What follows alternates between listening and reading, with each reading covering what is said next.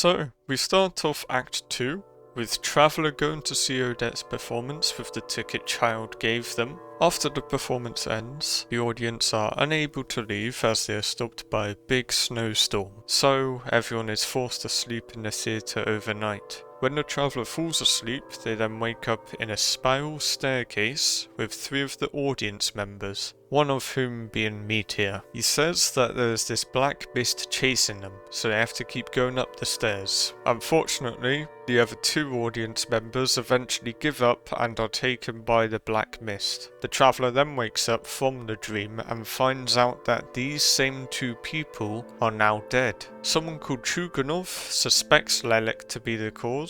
If you remember from Act 1, Lelik is a member of the Rogue Court who threatens people into going against Project Stooja. There are other people around. Don't say the R word. Yo! Of course, Traveller is here because they think Odette could be this person, and this is proved to be true. Odette also reveals this to everyone there, as she wants to make it clear that someone else is behind the deaths happening. Although, as you can imagine, Odette is considered to be the primary suspect, and this only gets worse as another night passes by with 2 more deaths. Valeri, the person guarding Meteor, then gets a bit annoyed at Chuganov for pushing this idea again, but luckily for Chuganov, he gets defended by Tonia, Child's sister.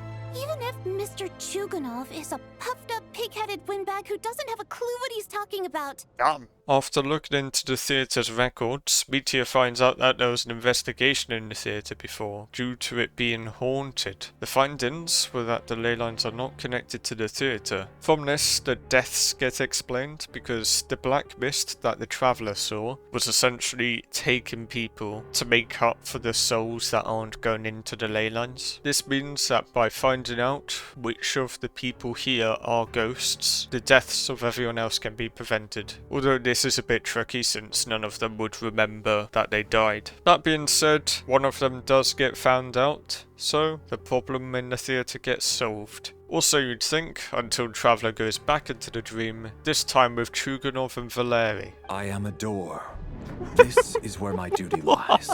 Sorry, I mean Mr. Door. This time, only Mr. Door had to die, so it gets realised that one of the people left must also be a ghost from the past. Odette reveals that, being Lilac of course, she went to Meteor a week before the whole theatre stuff happened to threaten him since he is part of Project Stooja, but when she arrived, she found him dead. Of course, since her identity as Lilac was a secret before this point, she hadn't mentioned this encounter before. Once it's established that Meteor's the other ghost, he leaves the theatre. Traveller goes back to a dream, but not with the mist this time. Instead, some kind of red monster attacks the Traveller, and Vodyanitsa somehow has the power to revive. But Vodyanitsa does end up dying. What gets discovered the day after is that the Tonia in the theatre isn't Child's sister, Tonia, but another ghost who got confused. After she leaves, Meteor ends up returning from the snowstorm, and he shows a symbol that he saw, the symbol of Renova, the ruler of death. And after some big brain stuff, it's realised that the Alosha in the theatre is actually Renova in disguise. Now this means the reality of everything which had happened so far was that everyone who was in the theatre had already died, because Renova's curse of death activated. What this means is a mystery. Now of course the ghosts of Tonia, for example, were indeed people who died ages ago, and because they were stuck here they needed to acknowledge their death in order to return to ley lines. So Renova was here because, well, the curse of death, and to get those older souls into the ley lines. Traveller and Meteor then fight Renova and manage to win. I'm not really sure how, to be honest. And then they go into a snowstorm. And surprise, everyone who died to the black mist is completely fine, but only the Traveller remembers the events of what happened at first. So they have to explain it to everyone again. Because of this, Meteor realises a bit about the curse of death. It activated when he he thought of something which would have progressed Project Snezhnaya, and after coming back, he doesn't remember what he realized. So in other words, the quick death and resurrection is in order to make people forget stuff. But with all of that done, the trouble of the theatre is over, so the traveller goes back to Paimon. She's not there though, because as it turns out, Piero took her. Understandably so, the traveller storms into the Fatui base, does manage to find Paimon, but everyone nearby seems to be dead again. So you guessed it, Renova appears. What happens next? I'll just play out for a bit.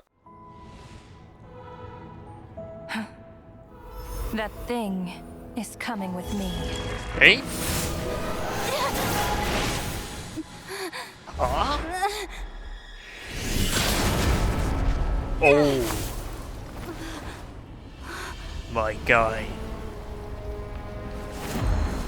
Yo! And from this, we finally get information on Paimon for the first time in ages. According to Renova, Paimon is a creation of Celestia. After some fighting, Renova then leaves. It's not explained, but my best guess is probably because she noticed Meteor getting back up. So maybe she was only planning on staying for however long the other people were going to be dead for. The duo then talked to Piero for a bit. We learn that the Fatui's main goal is to fight the Heavenly Principles. All of the projects they've had going on, such as Project Snezhnaya, are ultimately for Project Mistletoe. This is basically a weapon with what is described as anti-celestial energy from using stellar linchpins and anything related to the third descender. I don't know about any of you, but it looks mighty close to Traveller's new sword. Because of this, Renova is actually the main problem right now. If you remember the Curse of Death, it means that with Renova around, the project can't be advanced. Piero also explains some more stuff about Paimon. Firstly, Renova is correct about her being a creation of Celestia, but she doesn't have any power or authority. In the same way that the Fatui pulled down moon fragments in Nodcry, Piero, back when he was in Carmia, called upon the heavens, and it was Paimon who responded. The Vinx the King, that's to say the King of Carmia, didn't like our emergency food though, so Piero looked after her until the Cataclysm. By the sounds of it, Paimon was the exact same back then, and she had simply lost her memories since before the Traveller found her. To be honest, after all of this, the Traveller may as well be a Fatui Harbinger, and just before the quest ends, they meet the actual Tonia. Since Child didn't explain to her that the Traveller was going in his place, she left the theatre before all of that death stuff happened. And then to really wrap up the quest, we get the Tsaritsa return into the city. So, I've got to say this one was definitely better than Act 1. Of course, most of it was just that time in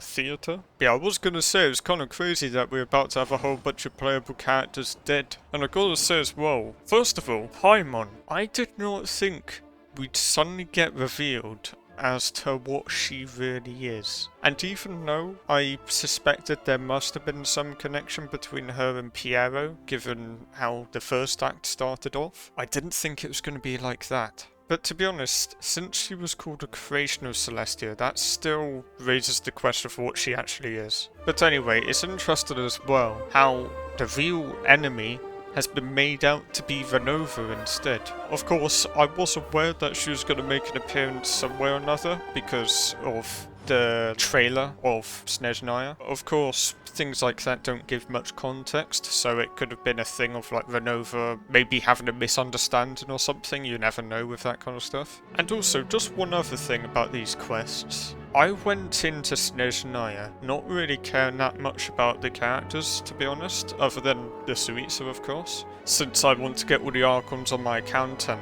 well, she's the last one. And I mean, to be fair, characters like Piero are also very interesting. And appearance-wise, the only one that I was actually considering getting was Valeri. But from what I've gathered from looking at his vision and everything, he's probably only going to be a 4-star. So it's not as if he's going to be a tricky one to get, necessarily. You know who grew on me the most? Where I'm now actually probably going to end up getting them when they do come out? Meteor. I didn't think I'd really be that bothered about him, but no, he's actually a really cool guy. These Archon quests in Snezhnaya so far have been very good, and I hope my summaries do them justice. So with all of that being said, I'll see you all in the next one.